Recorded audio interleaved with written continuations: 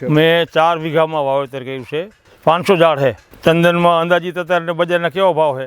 7,000થી કિલોના કરીને 51,000 લગીનો ભાવ છે. તો આપણને 7,000 નથી, 51 નથી ગણવા, પણ 10,000 રૂપિયા મળે ને તો 35થી 40 કિલો લાકડું મને એક થળિયામાં મળશે. પણ 2.5થી 3 લાખ રૂપિયાનું મને અંદાજિત એક છોડવો મને ઉપજ આપશે. તો મારી પાસે 500 થળિયા છે. નમસ્કાર, છેલ્લી જાગીરમાં આપ સૌનું ફરી એક વખત ખૂબ ખૂબ સ્વાગત છે. છેલ્લી જાગીર ખેતી સાથે જોડાયેલા ખમતીદર લોકોને મળે છે અને એમના અનુભવો એ તમારા સુધી પહોંચાડતું રહે છે. તો છેલ્લી જાગીર આજે આવા જ એક ખેડૂતની મુલાકાતે પહોંચી છે. છેલ્લા કેટલાક સમયથી અને છેલ્લા કેટલાક વર્ષોથી જે ગુજરાતમાં ચંદનની ખેતીનો વ્યાપ વધી રહ્યો છે. હવા, પાણી અને વાતાવરણ અને જમીન આ બધું અનુકૂળ આવતા ઘણા બધા ખેડૂતો મોટી સંખ્યામાં ચંદનની ખેતી તરફ વળ્યા છે. ત્યારે આપણી સાથે જે ખેડૂત છે એમણે પણ ચંદનની ખેતી કરેલી છે. એમના ખેતરમાં સારા એવા ચંદનના ઝાડ છે. તો સૌથી પહેલાં આજે આપણે એમની પાસેથી એમનો પરિચય અને ત્યારબાદ જે એમના ચંદનના ઝાડ અને ખેતી એના વિશે જાણવાના છીએ. સૌથી પહેલાં તમારો પરિચય આપો. મારું નામ મહાદેવભાઈ ગોકળભાઈ ઉઘરેજા, ગામ સુલતાનપુર, તાલુકો માળિયા, જિલ્લો મોરબી. તમારો મોબાઈલ નંબર જણાવો. Mobile number 97 82 92 451. જે માળિયા તાલુકાનું સુલતાનપુર ગામ, ત્યાં જે આ ચંદનનો બગીચો એ આવેલો છે. આ ચંદનના બગીચામાં એમને 400 જેવા ઝાડ છે. તો સૌથી પહેલાં આપણે તમારા બગીચા વિશે માહિતી આપો કે કેટલી જમીનમાં વાવેતર કરેલું છે, કેટલા ઝાડ છે અને કઈ વેરાયટીના ચંદનનું વાવેતર કરેલું છે. મેં 4 વીઘામાં વાવેતર કર્યું છે. 16 ગુઠાનો વીઘો, એટલે 500 ઝાડ છે અને સફેદ ચંદન. સફેદ કઈ વેરાયટી કઈ કહેવાય આને? સફેદ ચંદન. સફેદ ચંદનના એમણે કીધું કે 4 વીઘામાં એમને વાવેતર કરેલું છે અને આ ઝાડ અંદાજે 6 વર્ષ આજુબાજુના છે. હા, 6 વર્ષ આજુબાજુના ઝાડ છે. અમે એમના બગીચામાં ઊભા છીએ. ઘણી બધી વાત એમને જણાવતા હતા. તો સૌથી પહેલાં હવે આપણો એક ખેડૂત તરીકે સવાલ હોય કે ચંદનની ખેતી કેમ, તો એના વિશે વાત કરો કે તમે ચંદન વાવવાનું કેમ વિચાર્યું અને તમને આનાથી આ ખેતીમાં તમારો અનુભવ શું કહે છે? હું એક ખેડૂત હતો અને ખેતી સામાન્ય કરતો હતો, કપાસની, જીરુની, ઘઉં, બાજરાની. તો મેં એક દિવસ એવું વિચાર્યું કે ચંદન વાવવાથી આપણી મૂડી જમા થાય.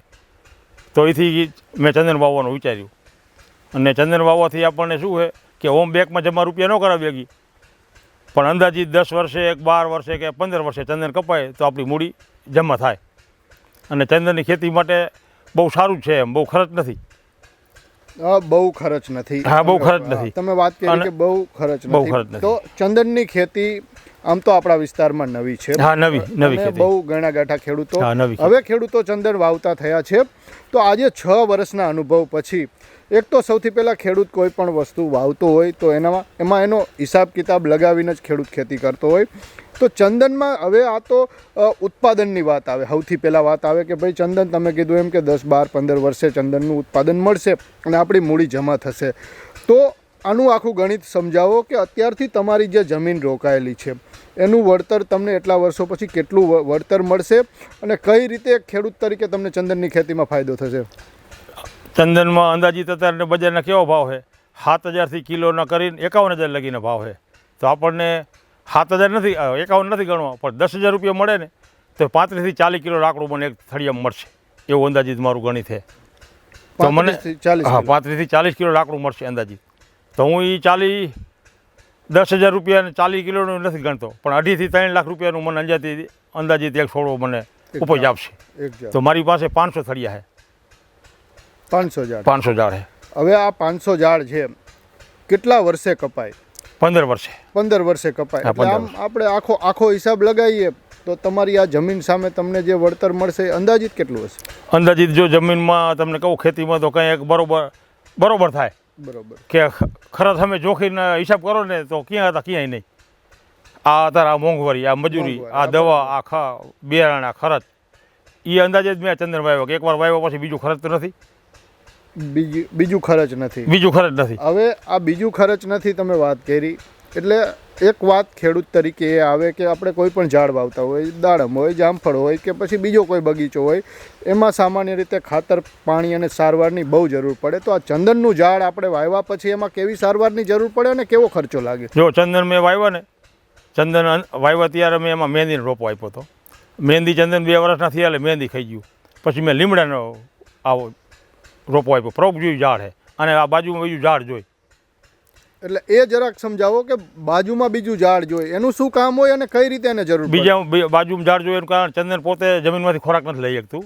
એ પરોપજીવી ઝાડ છે. એ બીજાના મૂળિયામાંથી જ એનો ખોરાક લઈએ એટલે બાજુમાં એને કોઈ પણ ઝાડ જોઈએ. લીમડો છે, સરુ છે, તુવેર છે. પહેલાં સ્ટાર્ટમાં મારી મહેંદી હતી. 2 વર્ષના ચંદન થયા ને એટલે મેં તુવેર વાવી અને હવે ચંદનને બહુ પાણી નથી પાવાનું એટલે લીમડા વાવ્યા. એટલે આ તમે વાત કરી કે લીમડા વાવ્યા. હવે એક વસ્તુ એ સમજાવો કે પરોપજીવી ઝાડ છે. હા, પરોપજીવી ઝાડ. આપણે બગીચામાં ઊભા છીએ. ચંદન એક હાઈટ સુધી ઊંચું થાય, છાંયો પડવાનો બંધ થાય, તો પછી જે આને ખોરાકનો પ્રોબ્લેમ આવે એ કઈ રીતે? ના, ખોરાક તો ઠેઠ લગી આપવો પડે. એમ નહીં, આપણે લીમડો વાવ્યો, હા. છાયામાં લીમડો ઉછરવામાં પ્રોબ્લેમ તો ના, થાય ને? વાંધો ન આવે, ઉછરી જાય લીમડો. ઉછરી હા, જાય. ઉછરી જાય. આ પણ સિવાય મૂળાને કંઈક ને કંઈક બાજુમાં ઝાડ જોઈ. ઝાડ જોઈએ. હા, કે ઝાડ જોઈ. એટલે ટૂંકમાં આને ચંદન અમે ટકે એવું ઝાડ જોઈ. હા, ચંદન અમે ટક્કર લેવી જોઈએ. મેં લીંબુ વાવ્યું તો લીંબુ ચંદન ખાઈ ગયું. એટલે ખાઈ ગયું. હા, ખોરાક લઈ અને ચંદનને ચંદનનો લીંબુ નાશ થઈ ગયો. છોડવો ભરી ગયો. હા, છોડો ભરી ગયો. એનો બધો ખોરાક. હા, ખોરાક લઈ ગયો એટલે લીંબુ નાશ થઈ ગયો. પછી એને અમે લીમડા ટક્કર લઈએ, લીમડા અને કરંજ. કરંજ. હા, કરંજ. આ બે ઝાડ ચંદન ચંદન અમે ટકી રહીએ એમ ટકી રહી. અને એને ખોરાક આપે છે. હા હા. તો હવે આ વાત થઈ ચંદનના બગીચાની, ઉત્પાદનની. એક આપણે અહીંયા ચંદનના બગીચામાં એક પેલી પણ વાત બધા ખેડૂતો જાણતા જ હશે કે આપણે આ બગીચામાં કાપવા માટે ફોરેસ્ટની પરવાનગી જોઈએ. તો આખી પ્રક્રિયા એના વિશે વાત કરો. ફોરેસ્ટમાં જો 7/12માં મેં ચડાવી દીધા ચંદનના ઝાડવા, બરાબર. અને ફોરેસ્ટ ખાતા આગળ જોઈએ તો માહિતી લેવા એટલે ફોરેસ્ટ ખાતા એવા મને એવું કીધું કે જેથી તમારે કાપવો હોય ને તેથી અમારી જરૂર પડે, બાકી અત્યારે તમારી કોઈ જરૂર નથી. તેથી અમારો દાખલો જોઈએ. એટલે જરૂર પડે એટલે ત્યારે કઈ રીતની પ્રક્રિયા? ત્યારે એને આગળ આપણે દાખલો લઈ આવવાનો કે ભાઈ અમારે ચંદનની કાપવાનું ચાલુ કરવું છે એટલે આપણને એનું દાખલો કાઢી આપે એટલે આપણને કોઈ રોકે નહીં. સમજી ગયા. ચંદનના ઝાડ તમે મારી જગ્યામાં આવ્યા છે ચંદનના ઝાડ, બરાબર. એટલે ફોરેસ્ટ સાહેબને મેં વાત કરી હું હવે ત્યાં ગયો હતો. અત્યારે અમારી કોઈ જરૂર તમારે છે નહીં. એ ઝાડને કાપવા માટે જેથી તમે કટિંગ કરો તેથી અમારો દાખલો તમારે લઈ જવાનો તમને કોઈ રોકે નહીં કે આ તમારી માલિકીમાં વાવેલા છે. હા, બરાબર છે. અને હવે ચંદનની ખેતીમાં એક મોટો સવાલ આપણે સિક્યુરિટીનો આવતો હોય કે આ ઝાડ મોંઘું ઝાડ છે. ઘણા બધા કિસ્સાઓમાં આપણે જોતા હોય કે 1-2 ઝાડ હોય તો પણ એની દાણચોરી થતી હોય. તો આને સિક્યુરિટીમાં તમારે સાચવવામાં કઈ રીતની મહેનત થાય? હજી તો જો કોઈ સિક્યુરિટી રાખી નથી, બરાબર. એક મેં બાપા રાખ્યા છે, ખાલી વાડી રહીએ અને એનું ઘર હાલે એટલે મારી વાડી હાચવાય. હું રહું મોરબી, બાકી સિક્યુરિટી હજી મેં કોઈ રાખી નથી. તો આને સાચવવાની જરૂર. અને મને હજી એવું લાગતું નથી સિક્યુરિટી રાખવી પડશે એમ. તો પણ આ કદાચ ઝાડ કોઈ કાપી જાય, ઝાડ જો આનું ચંદનનું જ્યાં ત્યાં બજારમાં તો મોરબી જઈને વેચે એવું તો હે નહીં. એવું નહીં. ધારો કે તમે એક ઝાડ કાપી ગયા તો તમે ગમે ત્યાં બજારમાં ક્યાં વેચી એક બનાતા? હા, બરાબર છે. એટલે એટલા હાટું જાણે સિક્યુરિટીની જરૂર ન પડે. એટલે જ્યાં ત્યાં તો વેચાતું નથી. આ તમે વેચવાની વાત કરી. હવે ખેડૂતની કોઈ પણ પ્રોડક્ટ હોય, અનાજ હોય કે બાગાયતની વસ્તુ હોય, ફળ ફ્રૂટ હોય, તો એને માર્કેટનો પ્રશ્ન રહેતો હોય. તો હવે આને વેચવાનું ક્યાં એ તમે વિચાર્યું હશે ને? વેચવામાં જો સાઉથમાં આની માર્કેટ છે. સાઉથમાં ગમેલા ચંદન હોય ને તો વેચાઈ જાય, બરાબર. અને ગવર્મેન્ટે ખરીદે, સરકાર. હા, સરકારે ખરીદે. એટલે મીડિયામાં હું ઘણી વખત જોઉં કે સરકારે ચંદન ખરીદે.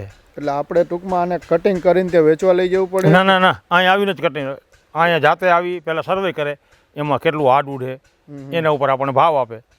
એટલે અંદાજિત મેં તમને કેમ કીધું કે અંદાજિત 10,000 કિલાનાથી 51,000 લગીને ભાવ મીડિયમ જોવું ગવર્મેન્ટની ખરીદીના. અને ગવર્મેન્ટ ખરીદીમાં કેવું હોય કે ઝીણો ભૂકો હોય ને એ ઓલા બાતકામ ભરી લે, એમાં નંબર લખે કે આ ઝાડવાનો આ કોઈક ઝાડવાના નંબર મારે. ગવર્મેન્ટમાં ખરીદીમાં એવું હોય કોઈક ઝાડવામાં નંબર હોય, નંબર હોય કાયદેસર. એક તમે આ હાર્ડવુડની વાત કરી, એ શું છે એના વિશે વાત કરો. હાર્ડવુડ એટલે જો આપણે ફિગર કહેવાય છે ને, જે લાકડું પાકું થાય ને એટલે ફિગર હોય. ઉપર જો આટલું જ ઓલું હોય, બાકી બધું ફિગર જ ગણાય. હું મારે જૂનું લાકડું પડ્યું કાપેલું તમને બતાવીશ. એટલે એ ફિગરનો જ ભાવ આવે. આ ઉપર જે આ લાકડું રહ્યું ને આના માથે આટલું કવર હોય એનો ભાવ ન આવે, અંદરનો જ ભાવ આવે. એ બધું જ્યારે કપાય, હા, કપાય ત્યારે આમ સાફ કરી દેતા હોય 3-4 mm જ હોય. એમ નહીં? ના ના, એ અંદાજિત મને એમ. અચ્છા, ઓકે. કે આના માથે આટલું આમાં આડું છે એટલે એના માથે અંદાજ કરે એમ. એના ઉપર તમારો ડ્રીલથી મશીન રાખે, ડ્રીલ રાખીને જોઈ લઈએ કે આમાં કેવું આડું છે એના ઉપર થાય લ્યો. તો આ છે ચંદનની ખેતીની વાત. એમને જે ચંદનની ખેતીના ગુણાગણિત આપણને સમજાવી રહ્યા છે. એક ઝાડ દીઠ કેટલું ઉત્પાદન મળશે, કેવો ખર્ચો લાગે, કઈ રીતે વાવેતર થાય. આપણે એક પ્રશ્ન જે અહીંયા મેન છૂટી ગયો એ છે કે ચંદનના વાવેતર માટેનો આદર્શ ગાળો કયો, કેટલા ફૂટે અને કેટલી જગ્યા વચ્ચેની હાર અને ઝાડ બાય ઝાડની કેટલી મારે માહિતી નહોતી ને એટલે પહેલી વેલા વાવ્યું હતું 10 બાય 10 વાવ્યું હતું. પણ હવે કોઈ ખેડૂત ભાઈનું વાવવું હોય ને તો 15 બાય 15 વાવું. જેમ જગ્યા હોય ને એમ ઝાડનો વિકાસ સારો થાય. ઝાડ એટલે 15 બાય 15? હા, 15 બાય 15 વાવું. એટલે આ 10 ફૂટમાં તમારો અનુભવ શું કહે છે કે શું વાંધો પડે? વાંધામાં શું હોય, જ્યાં અમે 15 બાય 15 વાવ્યું હતું અમુક ચંદન ફેલ થયા, બરાબર. જ્યાં મોટો ગાળો હોય ને અહીંયા ઝાડવાનો વિકાસ સારો હોય. એટલે ટૂંકમાં પૂરતો? હા, પૂરતો ગાળો એટલે ઝાડવાનો વિકાસ સારો. તો આ છે ચંદનની ખેતીની વાત.